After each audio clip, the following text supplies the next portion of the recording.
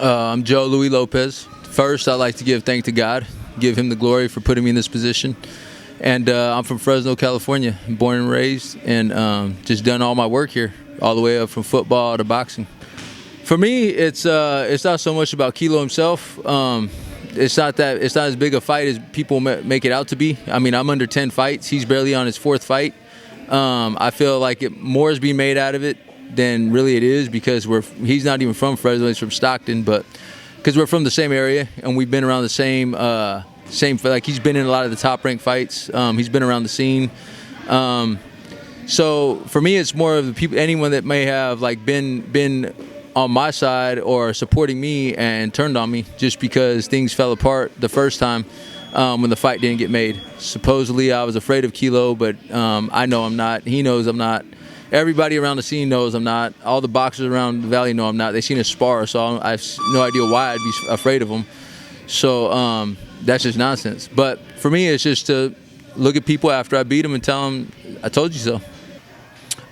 Yeah, it's a belt under my name, so yeah, it's cool. They threw that in there also for me to want to fight. You know, I know a lot of things are being thrown in this fight, and the other fighter involved, you know, Quilo thinks, you know, oh, you know, he's thinking it's this great big deal for that, and you know, and all this stuff. But really, they threw it in there because they wanted me to fight, and like, we'll throw a title in for you.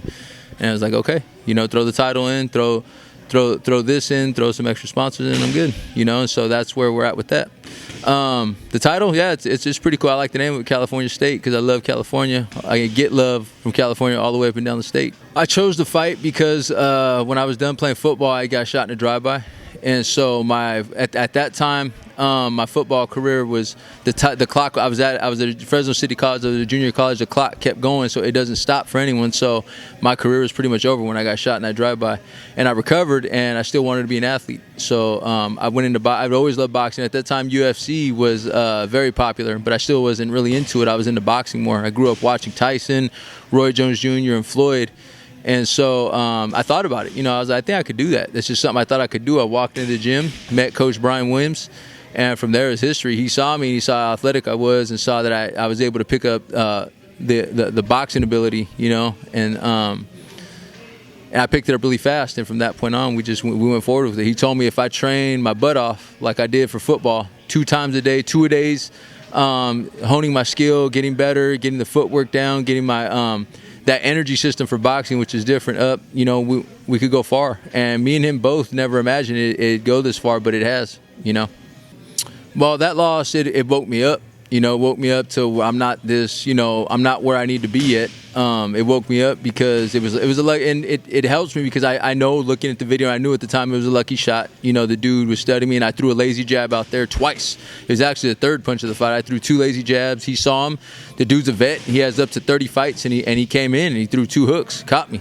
Something I'd never seen. You know, it was automatic. He just threw him, and it taught me, you know, I got to be prepared. I can't take no one lightly. I'm not going to lie. I took him lightly going in. I looked at his age. I looked at his ability. I looked at his fights. I looked at his record, and his record didn't tell the story. He has up to 30 fights. He's been in there with guys like Steve Forbes. So he's been with a lot of guys, you know, that are really good fighters. And so anyways, it taught me a lot about myself as a boxer, and just always be prepared. Don't take no one lightly, and that's exactly why I'm not taking Quilo lightly. The dude's a big puncher. That's really all he's got. And I can't take that lightly because that's all it takes is 1 punch. And I've seen it myself. I've been to the bottom, and now all I have to do is go to the top. And it just taught me a lesson. And I feel like people learn lessons in life, and that's a lesson I needed to learn. My confidence is still here. I'm still here. The smoke show's still here, so we're good to go. No, I didn't. There's a lot of things that have came into my life recently, you know, and Brian's one of them. He's like a father to me, you know. Brian's a mentor, a father. He's there for anything I need. He gives me advice. He actually sets me straight when I'm going down the wrong path in life. You know, we're all human, and I make bad mistakes still. You know, they're not really bad, but he still gets on me about them. You know, telling me keep my eye on the prize, what's in front of me. You know, I didn't work this hard for nothing. So he stays in my ear like a father does, and so it's really a blessing. I feel like God put him there. And there's a lot of things that have come into my life because of boxing, good and bad, that I feel like God has put there for me to learn lessons, and just a whole life lesson in boxing this late in life. I think before boxing and before all this, I was just going down a path. I was just going off of my ability as a football player, and using my personality to get through life, and really believing in myself, you know, putting all my faith in myself. And boxing has taught me to put faith in God.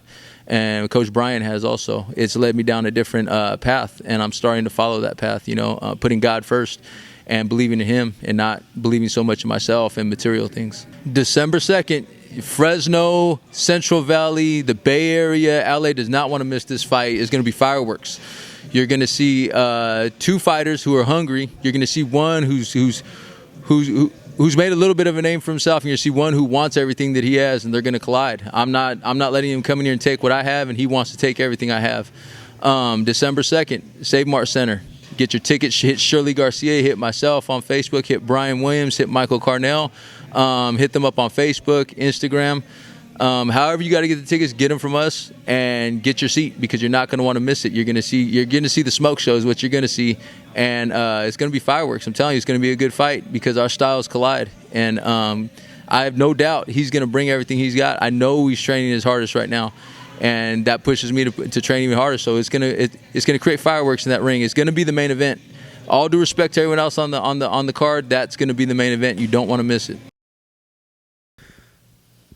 What fight? Joe, I mean, December 2nd, we're going to fight. I mean, he was a little bitch a couple times. He pulled out, came back, and, you know what I mean? He kind of got forced to the fight. You know, there was a lot of smack talking back and forth.